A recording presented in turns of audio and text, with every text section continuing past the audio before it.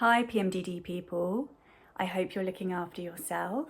It's me, PMDDwithC, here to talk about all things PMDD, to keep the conversation going and flowing here on YouTube, especially from a mental health and counselling perspective.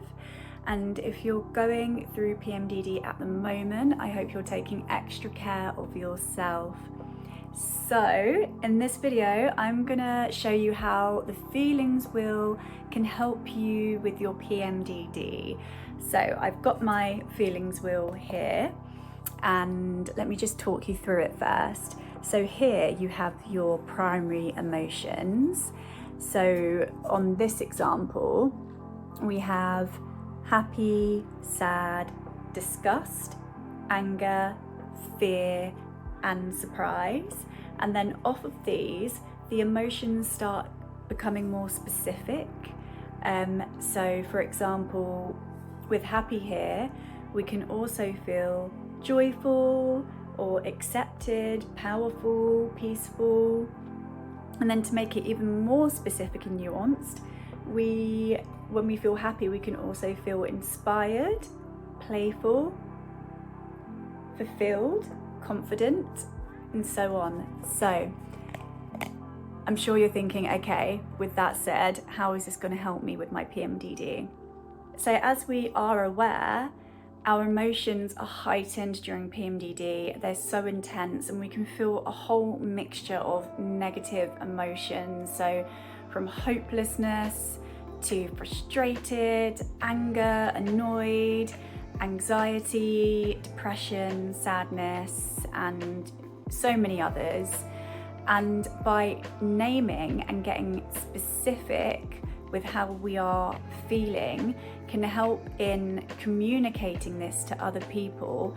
But it also helps by labeling the emotion. It also helps us to take control over how we feel and can help us to respond in a more intentional way instead of reacting impulsively. So I'm going to give an example of what happened to me today. I'm not going through PMDD at the moment, but something happened this morning that triggered me. It made me feel really angry and anxious. So because I've practiced this a few times, it's easier to do, but it does take some practice to do. So instead of reacting impulsively to what triggered me, and it was a message on my phone, instead of feeling that raw emotion and then reacting straight away, which the response would have been a whole wall of raw emotion, and sometimes that doesn't help a situation, I put my phone to one side, I stood up, and I started naming how I felt. So I was walking around to help with the anxiety because I felt my heartbeat increase and I felt that fight and flight response coming up. So I got up, walked around the room, and I said, okay, I feel angry, I feel anxious, and I feel angry. And I counted to 5. And I took myself away from my phone and away from the environment because I knew that if I responded from my raw emotional state, it wouldn't have helped the situation I was in. And by naming the emotion, I was really able to kind of take control over that situation and not respond impulsively. And I'm very grateful that that happened. So let's think of a PMDD example. So imagine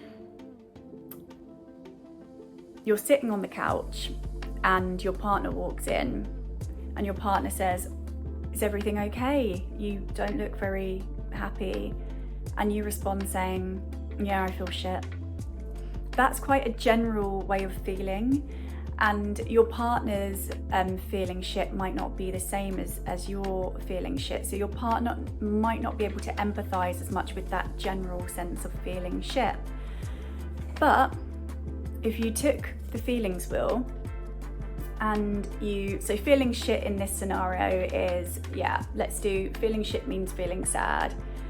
So I feel shit and I'm going to identify the primary emotion as sad. but is there anything else going on? So I'm going to look. Do I feel abandoned, depressed, lonely? Do I feel empty? Do you know what? I feel abandoned right now. So let's do that scenario again. Partner walks in. Are you okay?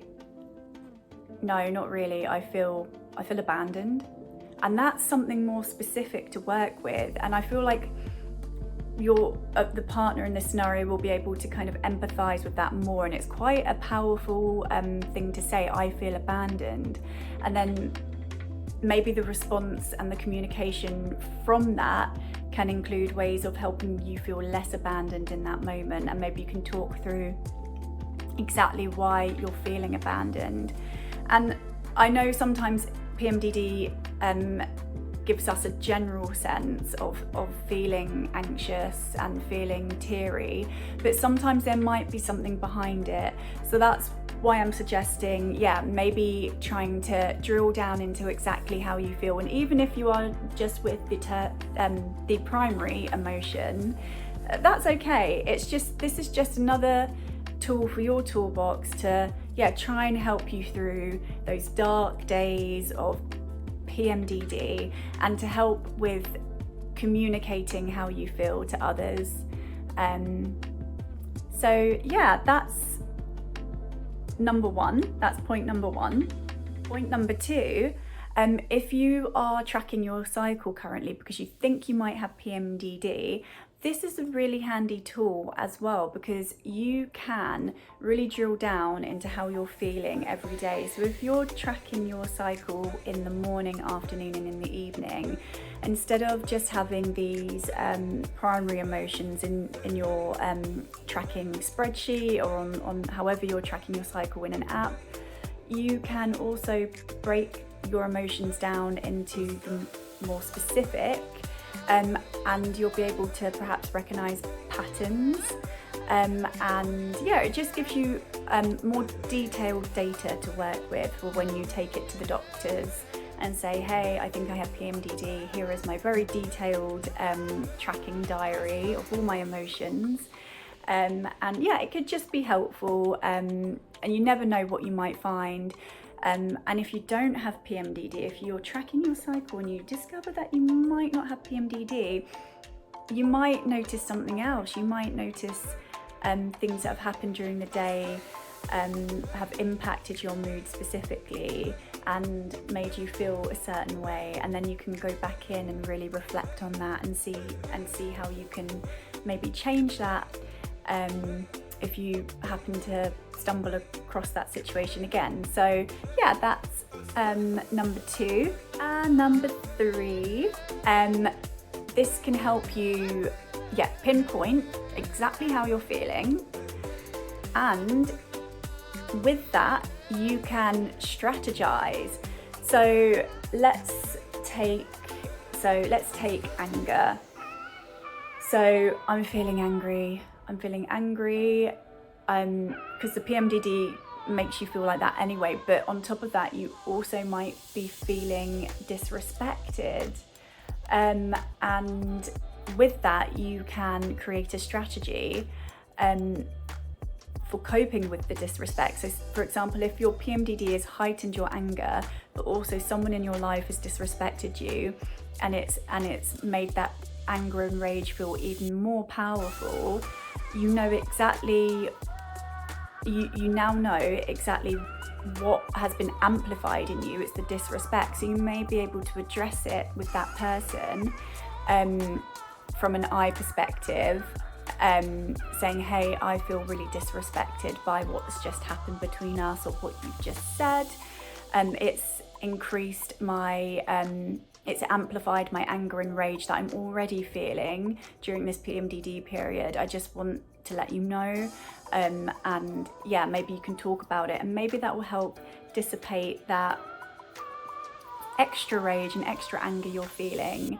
So it just helps you with some strategies, and for example, if you're feeling sad and maybe empty during your PMDD phase, you can maybe put in a strategy to maybe do some mindfulness or journaling. So again, by pinpointing the exact specific emotion, it can help you build some strategies to cope with that specific emotion. So this is one for your PMDD toolbox, and really it's just inviting you to become more aware of any underlying emotions that stem from those primary emotions, but it also is helping you to be able to communicate more effectively when you are going through PMDD. I know it can be really tricky to do that, but being able to kind of be really specific and communicate how you're feeling can really help with managing PMDD. And yeah, with self-compassion and awareness, and it helps with you putting in some coping strategies too. And I'm just going to bang on about self-awareness, because I'm not sure how your journey is, but for mine, when I didn't know I had PMDD, I felt more out of control, because it was confusing. I didn't know what was happening to me. I didn't understand why, and I acted out more often on impulse because of that raw emotion. It was controlling me. But now I've reached a heightened state of self-awareness. I really channel inwards, and I can feel when that PMDD is descending, and that's when my brain is triggered to say, okay, you have to be compassionate to yourself, and start putting those strategies in place. Let me know what's in your toolkit. If I haven't discussed something that you might want to share, let me know. My email address is also in the description, so if you want to tell me your PMDD story, I will read that out on this channel. And yeah, I hope you're looking after yourself. I really do. I hope that you are treating your PMDD self with compassion, and I'll see you in the next video. And thank you so much for subscribing. It means the world, so thank you. Bye.